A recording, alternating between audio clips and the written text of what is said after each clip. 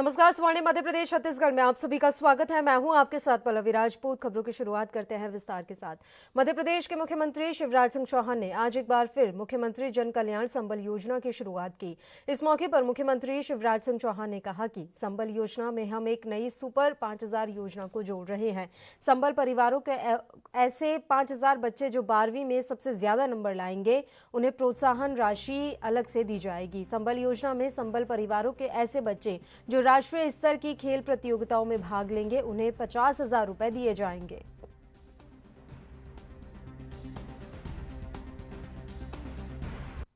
जब संबल योजना की पात्र मेरी बहन बेटा बेटी को जन्म देगी तो जन्म देने के पहले 4,000 और जन्म देने के बाद 12,000 रुपया उसके खाते में आएंगे। हमारी ऐसी गरीब बहन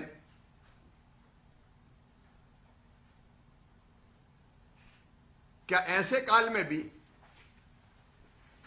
जब आराम करना जरूरी हो, क्या मेहनत मजदूरी करती रहे? 4,000 रुपया मिलेंगे तो कम से कम उस समय आराम कर सकेगी। और बेटा बेटी को जन्म देने के तत्काल बाद काम में ना लगना पड़े। और नहीं तो हमने वो दृश्य देखे हैं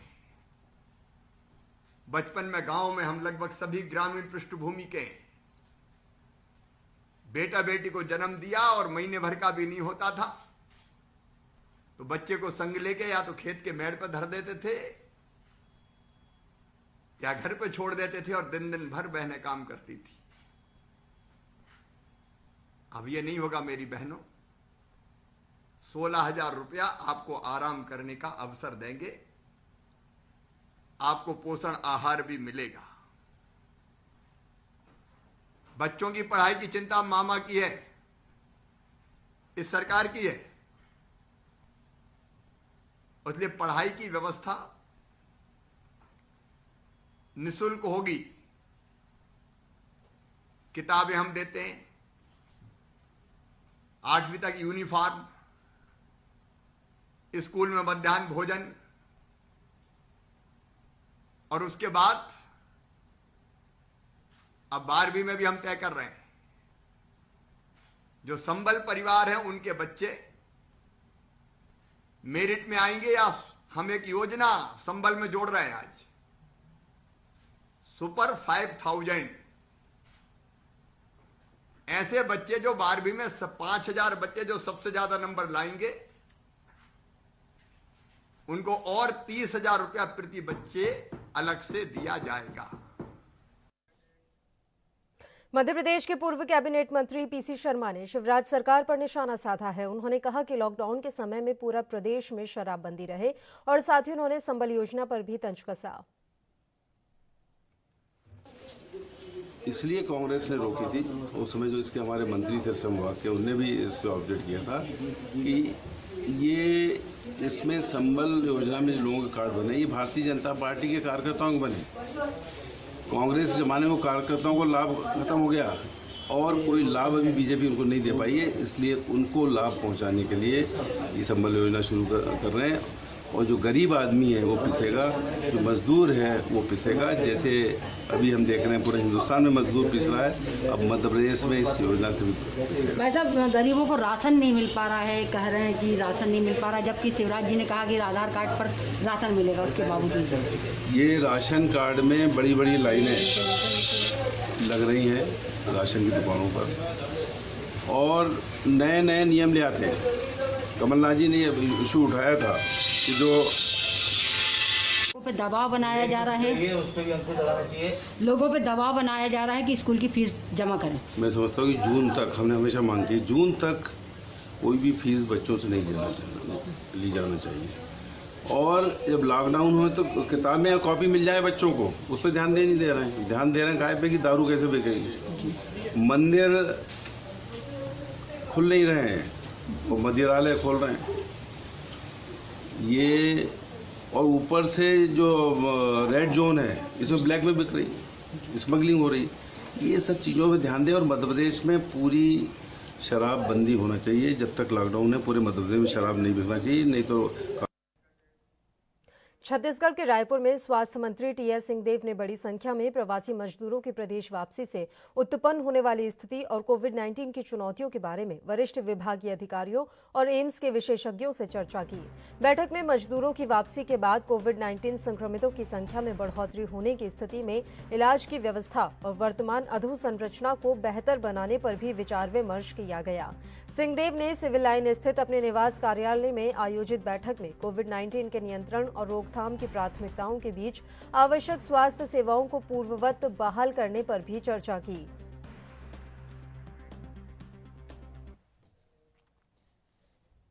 मध्य प्रदेश के भोपाल के पुलिस मुख्यालय में एक बैठक का आयोजन किया गया, जिसकी अध्यक्षता कैबिनेट मंत्री नरोत्तम मिश्रा ने की। बैठक के बाद कैबिनेट मंत्री ने बताया कि पुलिस मुख्यालय की बैठक में मध्य प्रदेश में शहीद हुए पुलिसकर्मी के परिवार वालों की सुविधा के लिए हेल्प डेस्क शुरू करने के निर्देश दिए गए हैं, जिसमें शहीद पुलिसकर्मी के परिवार के व्यक्ति की छोटी से छोटी समस्याओं के लिए इस हेल्प डेस्क के माध्यम से हर संभव सहायता की जाएगी। इसके साथ ही आने वाले समय में घर घर जाकर एफआईआर दर्ज की जाएगी। इसकी शुरुआत जल्द ही की जाएगी।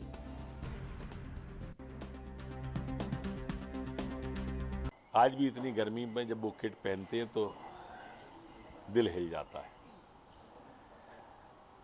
सच में उन्होंने पुलिस की सेवा का मान बढ़ाया, पुलिस के बारे में राय लोगों की बदली है। ऐसे सभी लोग जिन्होंने 1 महीने तक सेवा की है उन्हें मेडल दिया जाएगा।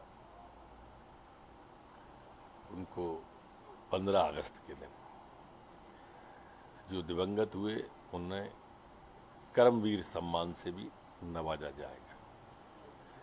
हमने तय किया है प्रथम द्वितीय तृतीय जो करोड़ोन्नति वाला है कि उस फाइल को उनकी को देख के जल्दी उसमें निर्णय लेंगे। घरों पर जाके अब एफआईआर लिखने वाला मध्य प्रदेश पहला राज्य होगा। आने वाले दिनों में उसे हम क्लासिफिकेशन कर रहे हैं, गंभीर किस्म की थाने में और साधारण किस्म की घर पे जाकर के एफआईआर होगी। किसी को थाने में आने की आवश्यकता नहीं पड़ेगी। डायल 100 करेंगे, वो 100 डायल गाड़ी उनके यहाँ पर जाएगी। इस तरह का आज लिया है। हेल्प डेस्क बनाने का तय किया है कि जो व्यक्ति शहीद हो गए हैं उन व्यक्तियों के परिवार के लोग, बच्चे के एडमिशन के लिए भी उस बिटिया को परेशान ना होना पड़े जिसका सुहाग चला गया है।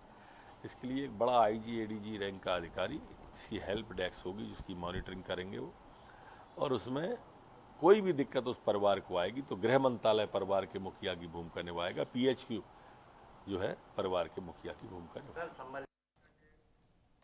मध्य प्रदेश के पूर्व मंत्री जीतू पटवारी ने शिवराज सरकार पर जमकर निशाना साधा है। पटवारी ने कहा कि प्रदेश में किसान हो, मजदूर हो, कोरोना से पीड़ित परिवार हो, बचाव के सहकर्मी हो, इनके दर्द को समझने के बजाय आप पॉलिटिकल मैनेजमेंट में लगे हुए हैं।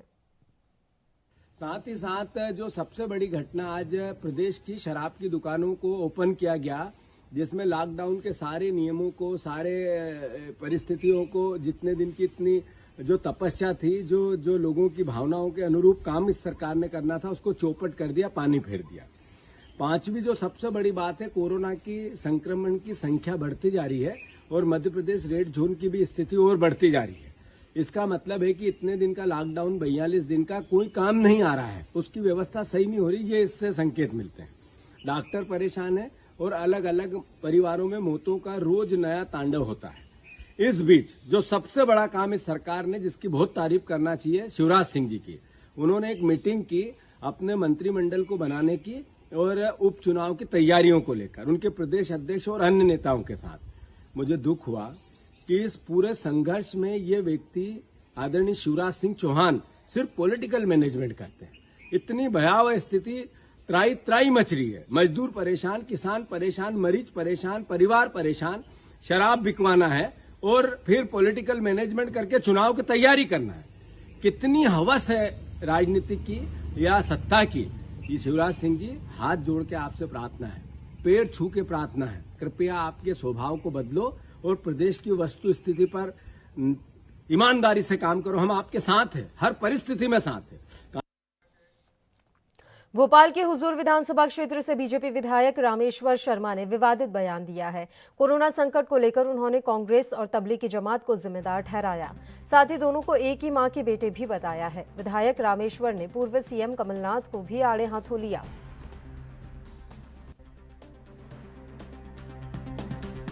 पार्टी के कार्यकर्ता राशन बंटवाएंगे, राशन के दुकान पर कालाबाजारी ना हो, ये हमने तय किया है। कोई गरीब भूखा ना तो, ये हमने तय किया है। और दलाली किसी की ना चले, ये भी हमने तय किया है। और कांग्रेस मुंह बंद रखे तो ज्यादा बेहतर होगा, अन्यथा फिर हमें उनका और भी तरीके और भी बातें बताना हमको आती है। कांग्रेस पहले अपने गिरबान में झांक कर देखे। 15 महीने और कोरोना के महासंकट में मध्य प्रदेश को अगर कोई डालने वाला है तो कमलनाथ और कांग्रेस की सरकार है, नहीं तो मध्य प्रदेश ग्रीन जोन होता। आज अगर हम भोपाल में पीड़ित हैं तो कांग्रेस और जो तबलगी जमात है, ये दोनों भाई हैं, एक ही माँ की 2 औलाद हैं, उनके कारण आज हम मुसीबत में। मध्य प्रदेश के ग्वालियर में कोरोना ड्यूटी से लौटे डॉक्टर को पड़ोसियों ने घर में घुसने से रोक दिया। डॉक्टर की गाड़ी पर लगे कोविड-19 के पास को हटाया। मामला हरिशंकरपुरम कॉलोनी का है, जहां के रहने वाले डॉक्टर रवि गुप्ता जब ड्यूटी करके घर वापस पहुंचे। डॉक्टर गुप्ता साहिल अपार्टमेंट में किराए के मकान में रहते हैं। तब पड़ोसियों ने उनका रास्ता रोका तो उन्होंने तत्काल पुलिस को फोन किया और पुलिस कर्मियों को वहां बुलाया गया, जिस पर तत्काल पुलिस घटनास्थल पर पहुंची। वहीं ग्वालियर की इस इंसिडेंट कमांडर शिवानी पांडे भी मौके पर पहुंची, जहां उन्होंने तत्काल कार्रवाई की। हालांकि अपार्टमेंट के मालिक ने उनका सम्मान किया। तो इस सूचना में तत्काल मैंने टीआई को फोन लगाया तो टीआई ने बोला मैं राउंड पे हूँ, वहाँ पहुँचा जा रहा हूँ और आप भी पीछे से आ जाओ। तो मैं भी पहुँच गई वहाँ पीछे से। तो जब यहाँ आई तो ये पता चला कि डॉक्टर ने बताया कि जो मकान मालिक है वो नहीं कह रहा है, मकान मालिक और सारे लोग जो थे वो कह रहे हैं कि उनको अपार्टमेंट से रोकने मना नहीं किया गया, लेकिन कोई उनका पड़ोसी है, उसका वो जो है उनसे कह रहा था, लड़ाई कर रहा था कि आप यहाँ से मकान खाली कर दो क्योंकि आप संक्रमण फैला सकते हो। तो अभी तो वो है नहीं और उसको हम लोग तलाश कर रहे हैं। उसको उसकी माँ को फोन लगा है तो उसकी माँ से मैंने बोला है कि थाने बुला दो।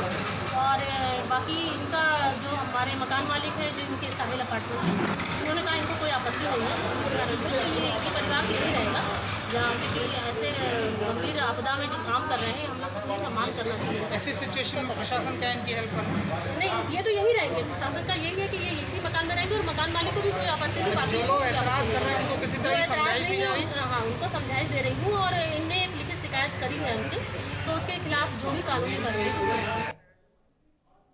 मध्य प्रदेश के कोरोना हॉटस्पॉट इंदौर में कोरोना पॉजिटिव मरीजों की संख्या 1654 पर पहुंच गई है और अभी तक 89 लोगों की मौत हो चुकी है। साथ ही 468 मरीज स्वस्थ भी हो चुके हैं। सोमवार को इंदौर में 43 नए कोरोना पॉजिटिव मरीज मिले और 2 मौतों की पुष्टि हुई है। वहीं 106 मरीज पूरी तरह स्वस्थ हो चुके हैं, जिन्हें अस्पताल से डिस्चार्ज कर दिया गया है।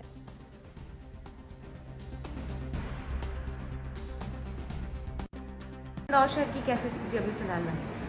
देखिए, कल जो 483 सैंपल्स लगाए गए थे और हमें प्राप्त हुए थे, उनकी रात में रिपोर्ट आने पे 440 निगेटिव आए हैं और 43 उसमें से पॉजिटिव आए हैं। इन पॉजिटिव को मिला लेने के बाद अभी जो हमारी पॉजिटिव मरीजों की संख्या है वो 1654 हो गई है। इसके अतिरिक्त 2 मृत्यु की भी सूचना थी कल, जिसे मिलाकर 79 मृत्यु हो गई है।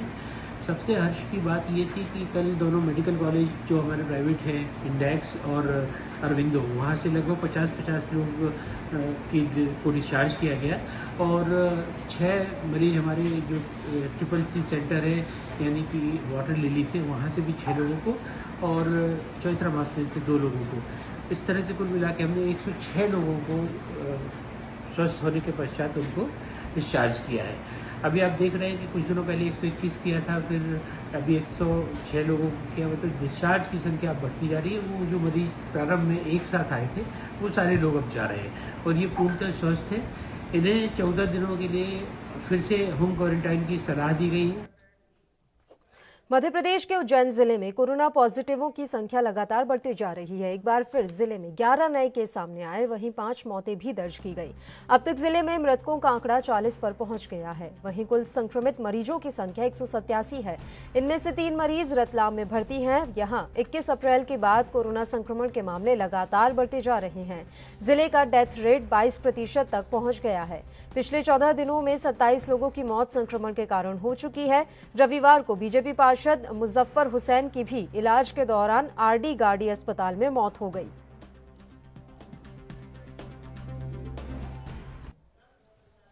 मध्य प्रदेश के मंदसौर जिले की भानपुरा तहसील प्रशासन की ओर से एक हेल्पलाइन नंबर जारी किया गया। जो लोग भानपुरा के निवासी हैं और बाहर हैं, उन्हें उनके घर तक पहुंचाने के लिए प्रशासन ने एक हेल्पलाइन नंबर जारी किया है। प्रशासन ने 07427236607 नंबर उन लोगों के लिए जारी किया है जो भानपुरा तहसील के हैं और बाहरी क्षेत्रों में रहकर कार्य कर रहे हैं। वे यहां इस नंबर पर हेल्प के लिए फोन कर सकते हैं और जो बाहरी क्षेत्रों के व्यक्ति भानपुरा में रहकर भानपुरा में फंसे हुए हैं तो उन्हें भी उनके घर तक पहुंचाने के लिए यह नंबर दिए गए हैं। हेल्पलाइन नंबर जारी होने के बाद इस पर 250 के करीब कॉल आ चुके हैं जो कि केरल, गुजरात, उड़ीसा, राजस्थान, महाराष्ट्र जैसे अन्य प्रदेशों में फंसे हैं और 1000 के लगभग जानकारियां भी सामने आ चुकी हैं।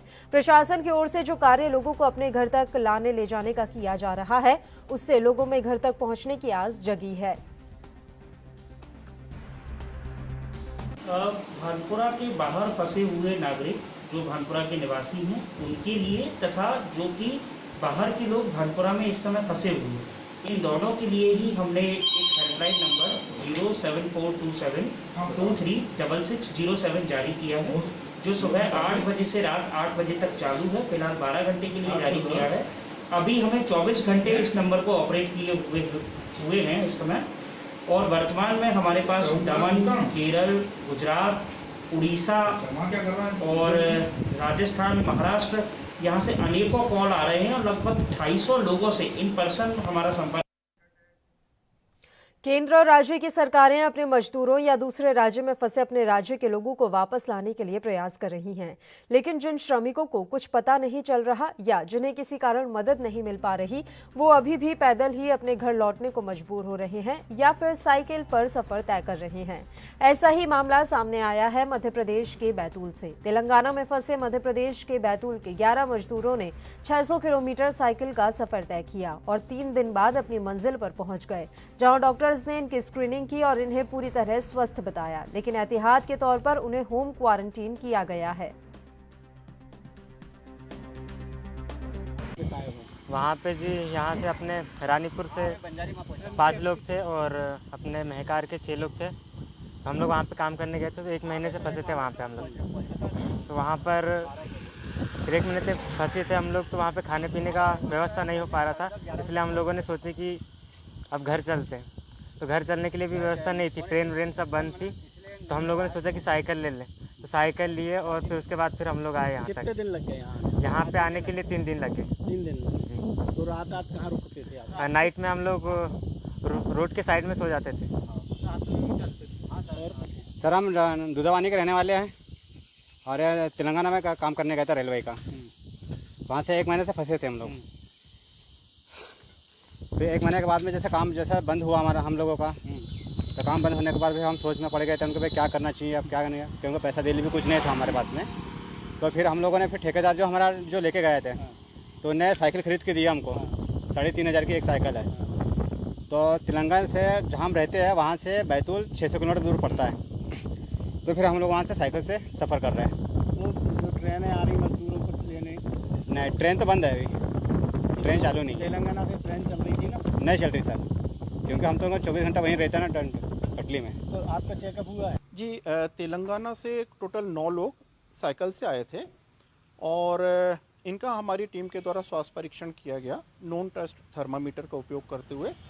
तो क्लिनिकल परीक्षण में ये लोग पूर्ण स्वस्थ पाए गए और ये साइकिल से आए थे और बैतूल जिले के घोड़ा डोंगरी ब्लॉक के ये लोग रहने वाले हैं। क्या सलाह दी गई सर उनको? इन्हें हमारे द्वारा 14 दिन सेल्फ आइसोलेशन में रहने की सलाह दी गई और सोशल डिस्टेंस कैसे मेंटेन करना है, हाथ कैसे धोना है, वो पूरा हमने टेक्निकली जो पॉइंट्स हैं हमारे, जो भी ऊपर से दिशा निर्देश हमें शासन द्वारा प्रदान किए गए हैं, वो हमने उन्हें अच्छे से समझा दी।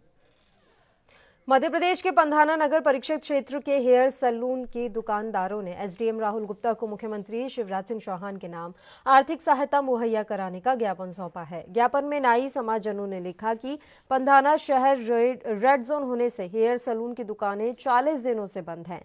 17 मई 2 सप्ताह का लॉकडाउन लगने से नाई के दुकानदारों की आर्थिक स्थिति काफी खराब हो गई है। अधिकतर सैलून व्यवसाय किराए की दुकानों में चल रही हैं। बच्चों की स्कूल फीस, बिजली बिल और अन्य रोजमर्रा का घर का सामान जैसे कि किराना, दूध, सब्जी सहित अन्य सामान खरीदने के लिए नगद राशि भी नहीं है। इस कोरोना वैश्विक महामारी को देखते हुए प्रदेश के मुख्यमंत्री शिवराज सिंह चौहान से आर्थिक 20,000 प्रति परिवार को मदद की मांग की गई है।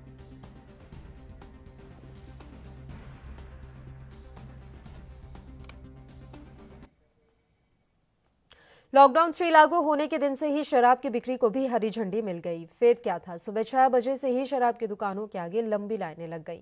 कहीं आधा किलोमीटर तो कहीं 1.5 किलोमीटर तक लंबी लाइनें देखने को मिली। कुछ जगहों पर तो प्रशासन शराब की दुकान खुलवाने की हिम्मत ही नहीं कर पाया। छत्तीसगढ़ के कवर्धा में शराब दुकानों के बाहर भीड़ ने सड़क का एक लंबा हिस्सा घेर रखा था। कवर्धा से ही 6 कोरोना पॉजिटिव रविवार की शाम मिले हैं। पॉजिटिव लोग अन्य प्रदेशों से लौटे थे। उनके संपर्क में आए लोगों को भी तलाशा जा रहा है। प्रशासन अब इसे लेकर चर्चा कर रहा है कि जिले में शराब की दुकानें न खोली जाएं। लोग सुबह से ही दुकान पहुंचकर जमकर खरीदी कर रहे हैं, लेकिन एक दिन पहले घोषित निर्धारित कीमतों से शराब प्रेमियों को अतिरिक्त भुगतान देना पड़ रहा है। अभी मदरा लेने आए हो तो? मैं 20 किलोमीटर दूर से आया हूँ भैया, पैदल चलते चलते बहुत बेकार लग रहा है। कितने समय आए थे? मैं सुबह से निकला हूँ भैया। ले लिए? ले लिया। तो एक्स्ट्रा लिए हैं कि बस आज ही के लिए लिए? नहीं, आज ही के लिए लिया भैया मैं 3-4 क्वार्टर। और कल से बंद हो जाएगा, फिर कैसे करोगे? फिर बंद कर देंगे। ऐसा तो अच्छा लग रहा है खुलने के बाद? नहीं, अच्छा लगेगा भैया। अच्छा पीता था पहले, जैसा लग रहा था वैसा भी लगेगा। मिलने पे कैसा लग रहा है? ठीक लग रहा है। ऐसा अब पहले के मुकाबले मात्रा बढ़ गया है? हाँ, बढ़ गया है, इसीलिए अब आना नहीं पड़ेगा बार बार। अच्छा, और रेट वगैरह क्या है? रेट तो 80 रुपये हो गया, बढ़ गया 20 रुपये। बढ़ गया। मध्य प्रदेश के उज्जैन के नए कलेक्टर आशीष सिंह ने बाबा महाकालेश्वर मंदिर के शिखर दर्शन कर अपना पदभार ग्रहण किया। इससे पहले आशीष पूर्व नगर निगम उज्जैन में आयुक्त और नगर निगम इंदौर आयुक्त के पद पर काम कर चुके हैं। कोरोना संकट पर इस दौरान उन्होंने बेबाकी से अपनी राय रखी और कहा कि लॉकडाउन को और भी ज्यादा सख्त बनाया जाएगा। उन्होंने बताया कि जितने भी लोग अनावश्यक बाहर घूम रहे हैं उन पर लगाम लगाकर कोरोना की चेन को तोड़ने पर फिलहाल मुख्य फोकस रहेगा। जो मेरा फोकस है वो पूरी तरीके से इस वायरस की चेन को ब्रेक करने के ऊपर रहेगा और वही एकमात्र तरीका है जहाँ भी जो शहर या जो ज़िले सक्सेसफुल हुए हैं इस महामारी से मुक्ति पाने के लिए, वहाँ पे लगभग एक जैसा ही स्टैंडर्ड जो है वो अपनाया गया है। सबसे महत्वपूर्ण लॉकडाउन होता है। लॉकडाउन और कर्फ्यू और प्रभावी कर्फ्यू बहुत आवश्यक है इस बीमारी से लड़ने के लिए। अगर हम लोग कर्फ्यू या लॉकडाउन में जरा सी भी ढील देंगे। और इस बुलेटिन में फिलहाल के लिए इतना ही। मुझे दीजिए इजाजत। देश प्रदेश के तमाम ताजा और अहम खबरों के लिए आप देखते रहिए ANB न्यूज। नमस्कार।